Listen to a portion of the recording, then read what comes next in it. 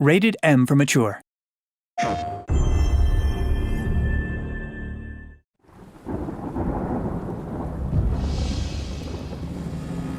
My dear sister, I write these lines with a heavy heart as I find myself, once more, imprisoned by Shogunate forces. These corrupt men accuse me of treason, but I say it is they who betray our land, leaving her in great despair. They are scared and weak, clinging to power, no matter the cost. Let them pass judgment, for I chose my fate years ago, when the black ships arrived, like mountains rising from the sea. It struck fear into their hearts that night, but for me, a flame was kindled, flickering with the promise of a new Japan. She can be sovereign, and she can be free. Seize this opportunity, my sister. Rise up and oppose.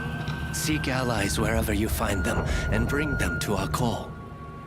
For if our vision is to succeed, the Shogunate must fall.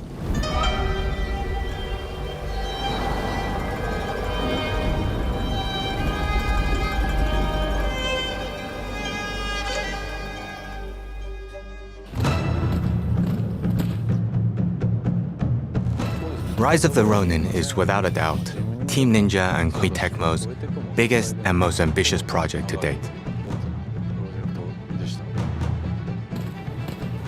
Team Ninja has always designed action games, usually following a linear level design, which leads to an all-powerful boss.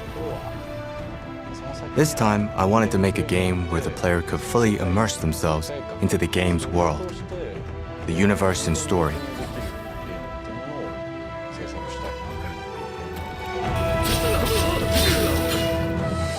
You play as a powerful Ronin, trained from a young age as one half of a pair by a secretive group known as the Veiled Edge. Separated from your blade twin for the first time, you now find yourself alone.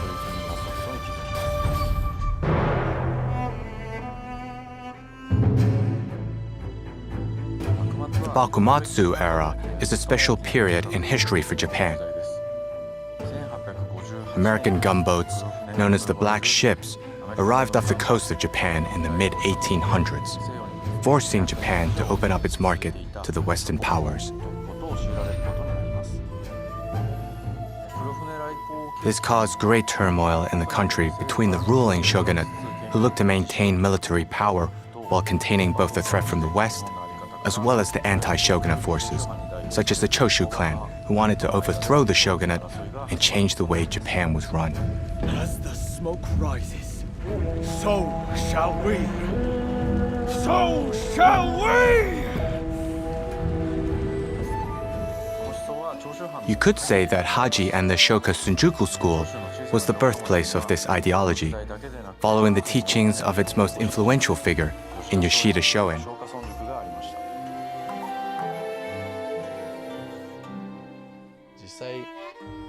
Although it was a different world in a different time, I believe he could be compared to Socrates.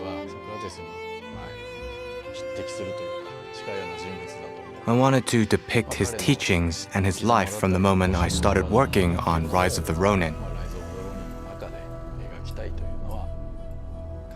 He wasn't just a philosopher. He insisted on the importance of taking action. The people must rise and demand revolution. How else can change endure?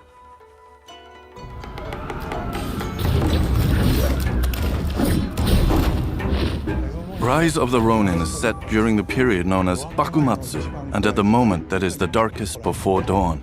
The darkness is represented by the constant political pressure piling on the shogun, widespread disease, and several battles being fought and lost.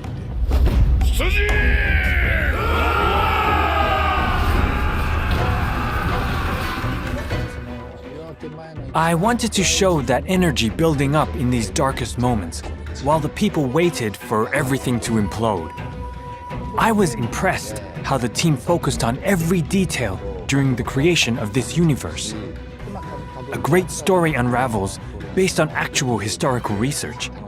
from the cities and villages to the historical figures depicted, such as Katsukasha or Sakamoto Ryoma. There's also a specific energy from that period in history that the team as a whole wanted to express within the game.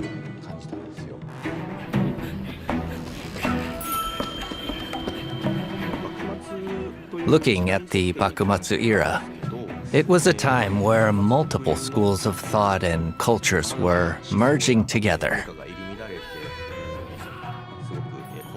I wanted to express that chaotic world through sound.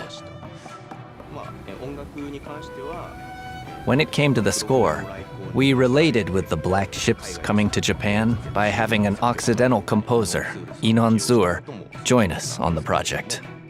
It's interesting to notice that the two main instruments that are carrying most of the melodies in the score are one Japanese and one Western. The cello, on one hand, it's very westernized, but playing the Japanese melodies, it's almost like talking to this era. And the shakuhachi, on the other hand, such a strong Japanese signature.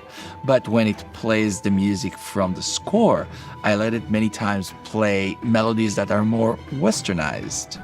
So together, this choice really added to the whole soundscape of the score.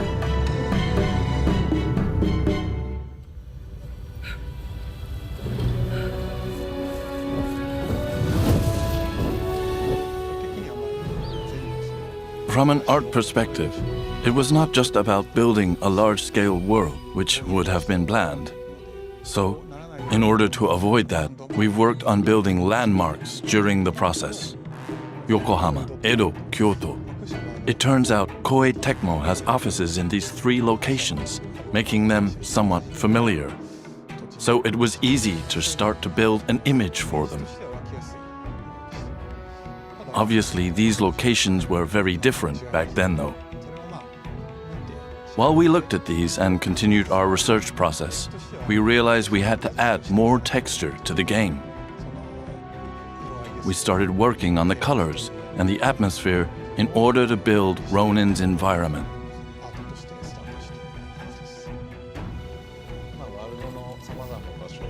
As you wander through various locations, some territories are dangerous as they are controlled by bandits.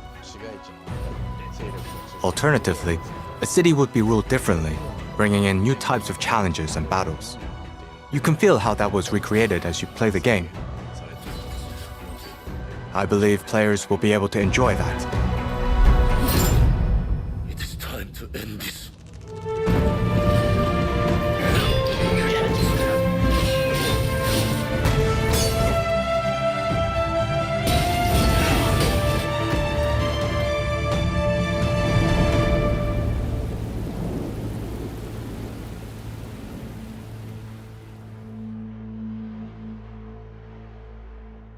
PlayStation